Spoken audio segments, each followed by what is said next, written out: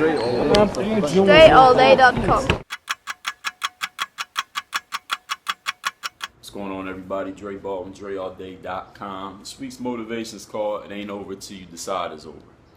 And I actually got this idea from listening to Tim Grover. He wrote the book Relentless. Tim Grover's Michael Jordan's old trainer. If you've never heard of it, look up the book. It's called Relentless. I did a review on it on my website, DreAllDay.com. Click on the link that says Books I Read. You'll see my review on it, and you should look it up. You're an athlete. Actually, you don't even have to be an athlete, but especially if you're an athlete, especially you basketball players, you should read that book. I didn't write it. I don't make no money for telling you that. Read that book. But anyway, Tim Grover is a person who talks about this, that nothing's over until you decide it's over. When you're a person, when you decide that you're going to do something, let's say that you decide you want to be a lawyer. You decide you want to be a lawyer, and you go to law school, and then you go work at a law firm, and you get fired. You get fired from that law firm, does that mean your whole career as a lawyer is over? No, because what can you do? You go work at another law firm. You go start your own private practice. You could go be a public defender. You could go start a law website. You could go write a book about law. You could write a book about why working in the law profession is terrible and make $1 million and become famous just off writing a book, or off your blog, or off your social media, or off some series of videos you make on YouTube. Nothing is over until you decide it's over. That person, that lawyer who got fired, that lawyer is not done. Their career is not done until they decide to quit. Till they say, you know what, forget law, I'm going to go do something else. And I'm going to come back to that in a second. Anything that you decide to do is never over, no matter who says it's over, no matter what anybody decides to do, what actions anybody decides to take towards you, what anybody decides to say about you, how other people feel about you. None of that stuff matters until you decide what it's going to be. If you decide that you want to be an athlete, let's say you want to be a football player, you go try out for the NFL and you don't make the NFL. Can you go try out for another football league? Of course you can. Can you go become a football trainer? Of course you can. Can you go start put football workouts on the internet? Yeah. Can you write a blog about football? Of course. Can you become a football coach? Yes. Can you go overseas and just tour the world telling everybody how to become better at football? Of course. You can do any of these things. You can still be involved in it, even if it don't go the way that you want it to go with your plan A.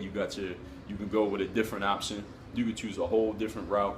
And if you do decide that you want to walk away from something, I made a video about this, a different motivational video. I talked about walking away in strength. Doesn't mean that once you decide to do something that you absolutely have to keep trying it forever and ever. If you're not feeling it no more, it's not working for you, and you decided I'll put in all the effort that I can put into this, and it's just not going the way I want to go, you can pivot and go in a different direction. That doesn't mean you're a quitter. It doesn't mean that you're weak. It doesn't mean that anything is wrong with you. It means I put all my effort into this. I'm walking away from a position of strength into something else. Now, walking away from a position of weakness is when somebody tries something, it doesn't work initially, then they just quit because they don't want to put the effort in anymore. That's not what I'm talking about. These are two different things, so make sure you understand the difference. Nothing is over until you decide it's over, because if something doesn't work one way, it can work another way. You get fired from a job, you can start a business. Your business doesn't work, you can start another business. That business doesn't work, you can join a startup. That startup doesn't work, you can go get a different job. That job doesn't work, you can try to start another business. You can keep going. Nothing is forcing you ever in life. Nothing will ever force you to quit.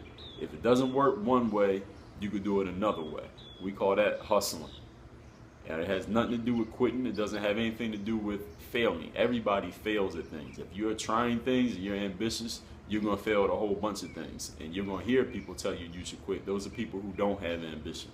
Those are the people who are used to quitting. The only people who are going to tell you to quit something are people who are used to quitting. It's a habit for them. So they expect you to do the same things that they do. People can't understand it. They can't understand the perspective of something that they've never done. So when somebody tells you to quit, that's because that's what they're used to doing. When somebody tells you not to quit, that's because they're used to not quitting. So understand that when you listen to people talk. Nothing is ever over until you decide it's over, because you only quit when you decide that you want to quit. And your mind quits way before anything physical quits. Work on your game. DreAllDay.com. Add a guaranteed 10 inches to your vertical, not a maybe 10 inches. A guaranteed 10 inches to your vertical. Go to DreAllDay.com/jump. Get the jump manual. When you get it, I'm going to give you 5 free companion books or any free DVD. All you got to do is email me the receipt. DreAllDay.com/jump. All right, let's go to our next guy, Dre Baldwin. The punch card. I would insinuate he's physical. Physical The player. punch card. You can absolutely look at his build. That would be a player that you hope to be your physical presence. Unless he photoshopped his body on someone else. He looks like the kind of guy that's going to show up with 4 carloads of family and friends.